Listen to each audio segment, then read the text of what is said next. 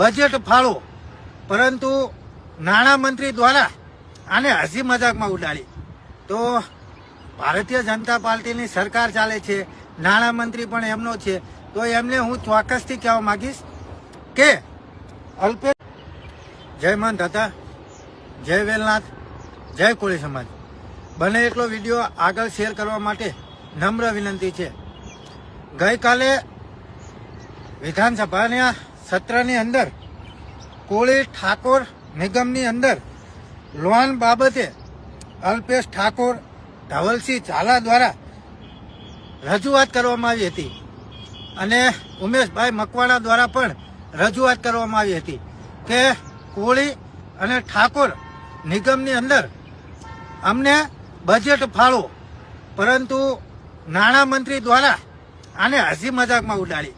તો ભારતીય જનતા પાર્ટીની સરકાર ચાલે છે, નાણામંત્રી પણ એમનો છે, તો એમને હું ચોક્કસથી કહેવા માંગીશ કે અલ્પેશ ઠાકોર એકલા નથી, કે ધવલસિંહ ઝાલા એ પણ એકલા નથી, અને ઉમેશભાઈ મકવાણા એ પણ એકલા નથી.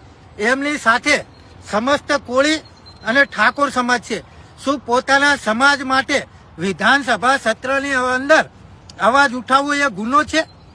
જો પાટીદાર સમાજને શિક્ષણ ફંડ બાબતે 500 કરોડ આપતા હોય તો કોળી અને ઠાકોર સમાજ શું અધેરીને પડેલો હોય? સૌથી વધારે ટેક્સ ભરતો હોય ને તો કોળી અને ઠાકોર સમાજ છે. ગુજરાતની અંદર સૌથી વધારે વસ્તી ધરાવતો સમાજ એટલે કે કોળી અને ઠાકોર સમાજ. એ જ સમાજ આજે લોન માટે પોતાની ઈચ્છા પ્રમાણે માગી નથી શકતો, અને જો માગે તો એને મજાકમાં લેવામાં આવે છે. તો આવું શા માટે? હા, સરકારની અંદર સૌથી વધારે ટેક્સ ભરનાર ઓબીસી સમાજ, એના ફંડ બાબતે થોડુંક પણ આ સરકાર વિચારતી નથી. એટલે ખરેખર જો કોળી અને ઠાકોર નિગમની અંદર જો આ વખતે 2000 કરોડ કરતા પણ વધારે ફંડ ફાળવવામાં નહીં આવે તો સરકારને ધમકી સમજી હોય તો ધમકી, ચેતવણી સમજી હોય તો ચેતવણી, અને રજૂઆત સમજી હોય તો રજૂઆત. માત્ર એક જ છે કે આવનારા સમયની અંદર તૈયાર રહે, કારણ કે કોળી અને ઠાકોર સમાજ હવે આંદોલનના રસ્તે ઉતરશે, એ તમને અમે ખાતરી આપી છે. જો અમારો આવડો મોટો સમાજ હોય એમ છતાં જો અમારે માગવાની વાત આવતી હોય તો પછી સમાજનું શું કામ છે અમારે? ખરેખર ભારતીય જનતા પાર્ટીને રિક્વેસ્ટ, ધમકી જે સમજ્યું હોય સમજે, અમને કોઈ ફેર નહીં પડે, પરંતુ સમસ્ત કોળી અને ઠાકોર સમાજને નિગમની અંદર 2000 કરોડ કરતા વધારે ગ્રાન્ટ ફાળવવામાં આવે એ જ નમ્ર વિનંતી છે. અન્યથા આ સરકાર જવાબ આપવા માટે તૈયાર રહે. માગવાથી માત્ર ભીખ મળે છે. અધિકાર લેવા હોય ને તો દુશ્મનની છાતી ઉપર પગ મેકવાની તાકાત હોવી જોઈએ, અને એ તાકાત હવે યુવાનો ધરાવી રહ્યા છે. સમસ્ત કોળી અને ઠાકોર સમાજ આવનારા દિવસોની અંદર આંદોલનના રસ્તે ના ઉતરે ને એ ધ્યાન રાખજો આ સરકારને હું કહીશ. એટલે વધારે વાત કરતો નથી, પણ તમે તમારી તૈયારીમાં રહેજો, અમે અમારી તૈયારીમાં છીએ. જય માન દાતા, જય વેલનાથ. ખરેખર આ છે સમાજની એકતા. કાલે સવારથી એક જ ધારા સમસ્ત કોળી અને ઠાકોર સમાજના ફોન ચાલુ છે. જે ઓલા શું કહેવાય, ભરત ભમ્મરે જે આઈજી કચેરી જઈ અને મારી ઉપર જે અરજી દાખલ કરી છે ને એના બારામાં, તો એની અંદર સામાજિક આગેવાનના, યુવાનોના, મિત્રોના, વડીલોના, તમામ ભાઈઓના લગભગ ફોન આવી ગયા, અને માત્ર એક જ વાત કે પિન્ટુભાઈ મૂંઝાતા નહીં, અમે તમારી સાથે છીએ. તો ખરેખર જેને સમાજ સાથે હોય ને એને કોઈની મૂંઝાવાની વાત જ ના હોય. અને ખરેખર અમને ગૌરવ છે કે અમે સમાજના જે કામ કરીએ છીએ ને એના થકી સમસ્ત કોળી અને ઠાકોર સમાજ અમારી સાથે છે. ખરેખર અમને ગૌરવ છે. તો અમને બીક શાની હોય? જો અમારો આવડો મોટો સમાજ જો અમારી સાથે હોય તો અમને બીક શાની? ગમે તે થાય, બાકી સમાજ માટે અમે હર હંમેશ માટે મરવા માટે પણ તૈયાર રહીશું, એ અમે તમને ખાતરી આલીએ છીએ. અને ખરેખર અમને ગૌરવ છે, અમને અમારું દિલ આમ ધક ધક ધક ધક ધડકન ફૂલી ઉઠે છે કે ખરેખર સમાજ માટે જે લડીએ છીએ ને એના માટે સમાજના ભાઈઓ અમારી સાથે છે. જય માન દાતા, જય વેલનાથ, જય કોળી સમાજ. ખૂબ જ અગત્યની જાહેરાત. તો તમામ ભાઈઓને નમ્ર વિનંતી કે બને એટલો વિડીયો આગળ શેર કરો. ટૂંક જ સમયની અંદર બગદાણા મુકામે મહાસંમેલન યોજવામાં આવશે, જેના એજન્ડા બગદાણા કે તળાજા મહુવા વિસ્તારની અંદર અમુક અસામાજિક તત્વો અને લુખ્ખાઓ દ્વારા ખોટા દસ્તાવેજ કરી અને જમીન પડાવી લીધી હશે તથા ખોટી રીતે કોઈ પણ જગ્યાની અંદર પવનચક્કી નાખી હશે ને એના વિરોધમાં ટૂંક જ સમયની અંદર બગદાણા મુકામે મહાસંમેલન થશે અને એની તારીખ પણ ટૂંક સમયની અંદર જાહેરાત કરવામાં આવશે. તો અમુક લુખ્ખાઓને હું એટલું જ કહીશ કે પોતાની હદ તમે ભૂલી અને વ્યાજમાં ખોટી રીતે જે અમુક લોકોના જમીનના દસ્તાવેજો તમે કરી રહ્યા છો ને એ બધું હવે તમારું બહાર આવશે અમુક અસામાજિક તત્વોને. જય માન દાતા, જય વેલનાથ. કરીએ છીએ. અને બીજી વાત એ કે 2 દિવસ થયા એક સમાચાર આવે છે કે ભાઈ માયાભાઈના દીકરા ભરત ભમ્મર દ્વારા પિન્ટુભાઈ અને અન્ય મિત્રો ઉપર અરજી કરેલી છે, બરાબર. માનહાનિની હોય કે જે હોય તે, બરાબર.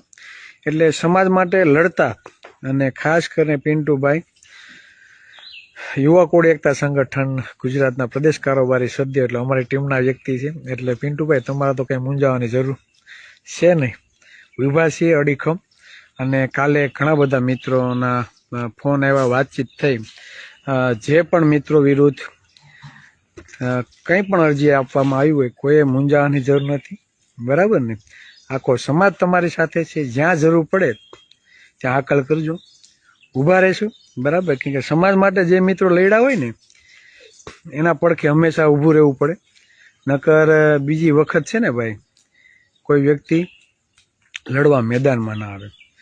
એટલે હર હંમેશા સમાજ માટે જે લડનાર ક્રાંતિકારી યોદ્ધાઓ હશે તેના માટે હરદમ હર હંમેશ અમે ઊભા રહીશું. એટલે કોઈએ કોળીના દીકરાઓને દબાવવાની કે બીવરાવવાની કોશિશ ના કરવી.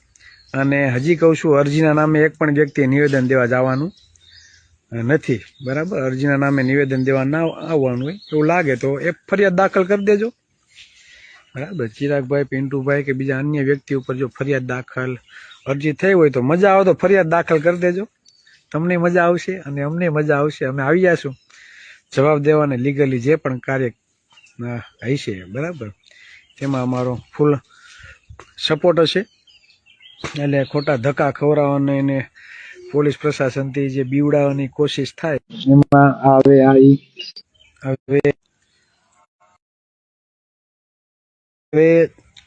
આ પેલા જે કોળી બચ્ચા હતા એ નથી. આ જે કોળી સમાજના હવે જે નવી પેઢી છે ને હવે જે આ યુવાનો છે ને એ નીડર છે અને પોતાના હક અધિકારો સમજે છે, કાયદો જાણે છે, ક્યાં લડવું ક્યાં ન લડવું, દોસ્ત કોણ છે અને દુશ્મન કોણ છે એની પરખ પણ અમે કરતા થયા છે. એટલે પેલા જેવું નથી કે પોલીસનો ડર હોય, ફોન આવે અને બી જાય, બીજી વખત SMS ન કરે, બીજી વખત બોલે નહીં. આ એ યુવાનો હવે નથી રહ્યા. આ એ યુવાનો ક્રાંતિકારીઓ છે, સંવિધાનમાં માનનારા યુવાનો છે. એટલે લડવાની હિંમત બધામાં પડેલી છે અને લડશું. ખૂબ જ અગત્યની જાહેરાત. તો તમામ ભાઈઓને નમ્ર વિનંતી કે બને એટલો વિડીયો આગળ શેર કરો.